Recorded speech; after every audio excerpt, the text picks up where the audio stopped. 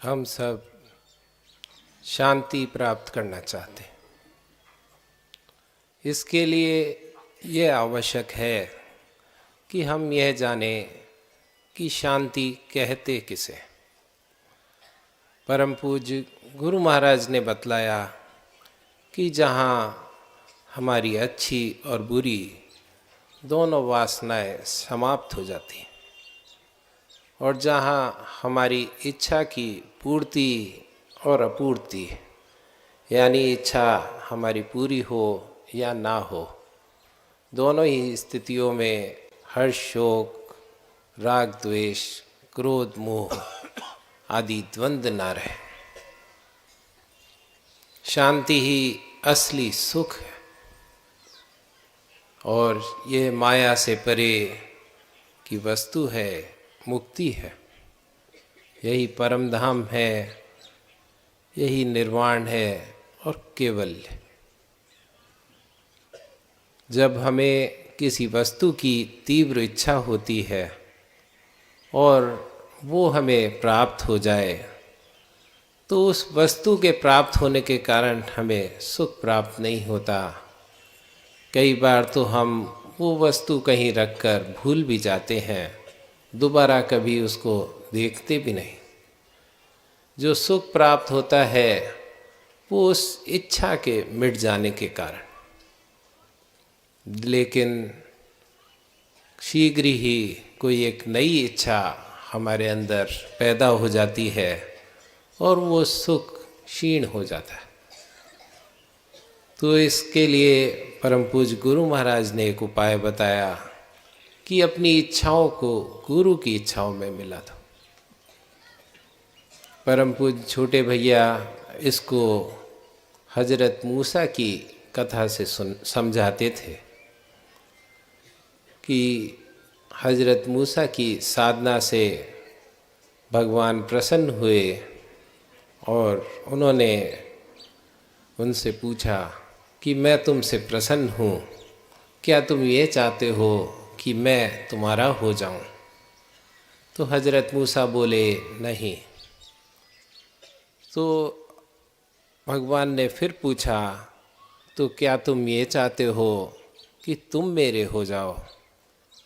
तो हजरत मूसा बोले कि नहीं।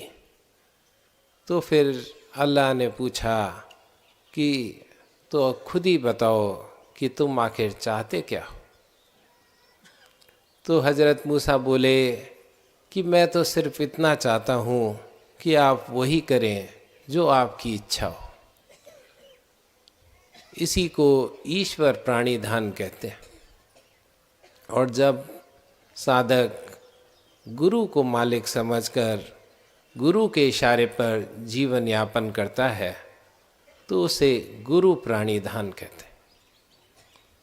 गीता में भगवान कृष्ण ने कहा है कि माम एकम शरणम व्रज, कि जो केवल एक मेरे भरोसे होकर रहता है उसके योग क्षेम का वहन मैं स्वयं करता हूँ। कबीरदास जी ने भी लिखा है कि पीछे पीछे हरि फिरे कहत कबीर कबीर। और ये स्थिति हम रोज ही देखते हैं कि छोटे बच्चों की माताएं खाने की कटोरी लेकर हाथ में निवाला लेकर बच्चों के पीछे भागती रहती।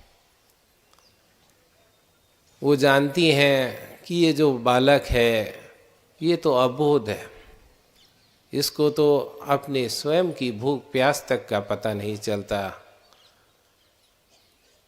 लेकिन माता जानती है, वो उसकी सारी ज़रूरतों का बिना बोले ही उन सब को पूर्ण कर देती है।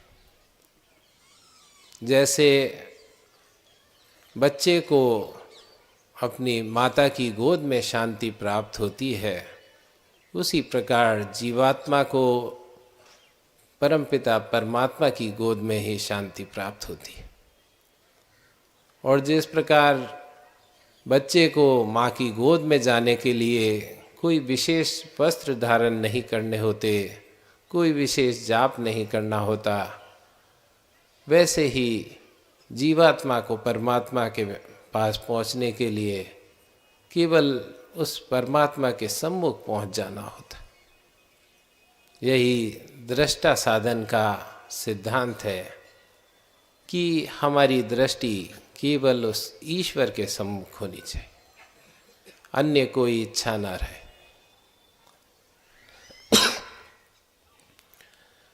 प्रत्येक जीवात्मा शांति प्राप्त करना चाहता है,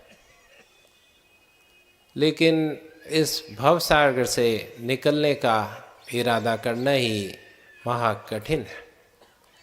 अनेकों विघ्न आते हैं, रुकावटें आती हैं, देवी और आसुरी शक्तियों से संग्राम करना होता है, तब जाकर कहीं इसका पता मिल पाता है।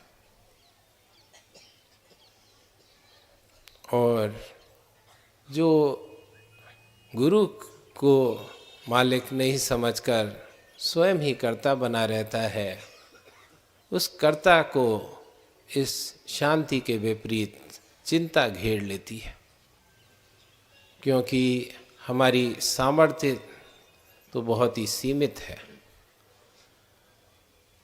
मनुष्य 2 दाने अनाज के तो बना नहीं सकता, वो अपनी और दूसरों की जिंदगी बनाने और उसको प्लान करने में लगा रहता है, और उसको द्वंद्व घेर लेते हैं कि यह कार्य पूरा होगा या नहीं होगा।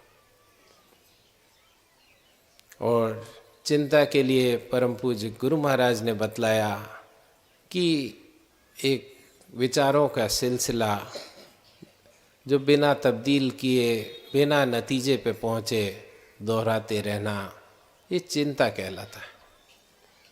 और चिंताग्रस्त मनुष्य ना सो पाता है, ना खा पाता है, उसका स्वास्थ्य गिरता जाता है, भीतरी और बाहरी दोनों प्रसन्नता उससे दूर होती जाती है, और वो धीमे धीमे स्वयं की और दूसरों की नज़रों में गिर जाता है, और वो निकम्मा बनता जाता है।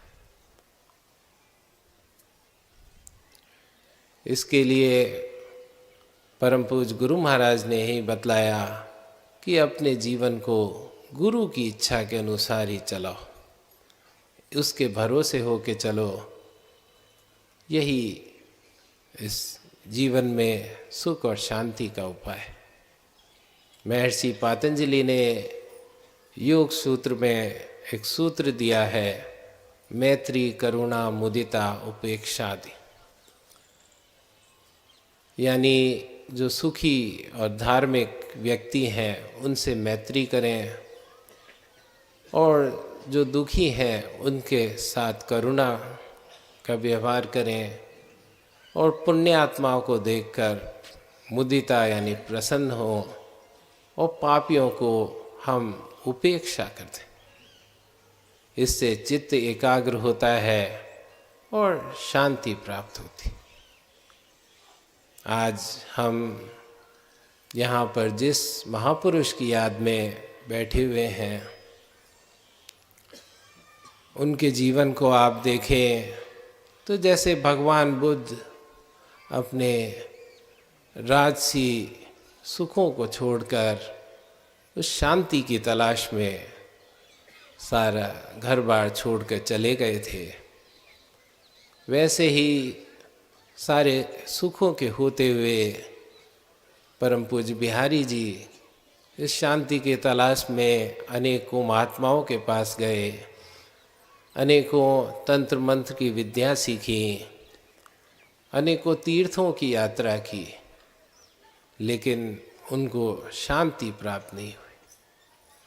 फिर उनको एक साधन पत्रिका प्राप्त हुई, तो जैसे कहा जाता है कि बुद्धिमान को इशारा ही काफ़ी होता है। तो जाने क्या इशारा उनको मिला, उसमें वो ईटा का पता पूछकर ईटा पहुंच गए, और उन्होंने गुरु महाराज की आज्ञाओं को जीवन में उतारा और पूर्णता हासिल की। जैसे आप देखें कि अपनी सारी जिंदगी उन्होंने राजसी वैभव में बिताई थी। 4-5 नौकर हमेशा उनके साथ रहते थे। कोई उनका पाँव दबाता था, कोई खाने का प्रबंध करता था, कोई अन्य कार्यों का। और जब परम पूज्य गुरु महाराज ने उनसे कहा कि इस संसार में मालिक बनकर नहीं, सेवक बन के रहो, तो उन्होंने अपने सारी मालिकी छोड़ दी और गुरु के सेवक बन के रहे। एक सेवक की भांति अपना बिस्तर भी वो खुद ही उठा के चलते थे।